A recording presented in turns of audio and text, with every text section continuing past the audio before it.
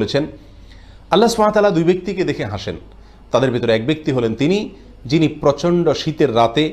আরামের বিছানা ছেড়ে দিয়ে শরীরে থাকা লেফ কম্বল ইত্যাদির উষ্ণতাকে উপেক্ষা করে ঝেড়ে ফেলে দিয়ে উঠে দাঁড়িয়ে যান এবং ওযু করে নামাজ শুরু করেন। এই ব্যক্তিকে দেখে আল্লাহ সুবহানাহু ওয়া তাআলা হাসেন এবং তার ফেরেশতাদেরকে বলেন, মা হামালা আবদি আলা মা সানা, কিসের আশায় আমার বান্দা এত কষ্ট করছে?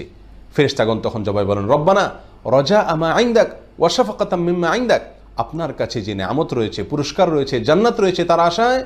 এবং আপনার কাছে যে শাস্তি এবং জাহান্নামের আয়োজন রয়েছে তার ভয়ে এই কনকনে শীত উপেক্ষা করে আপনার বান্দা উঠে নামাজ শুরু করেছে। তখন আল্লাহ তাআলা ফেরেশতাদেরকে লক্ষ্য করে বলেন, কদ আতাইতুহু মা রাজা ওয়া আম্মানতুহু মিম্মা খাফ, তোমরা জেনে রাখো আমার বান্দা আমার কাছে যা আশা করেছে আমি তাকে তা দান করলাম,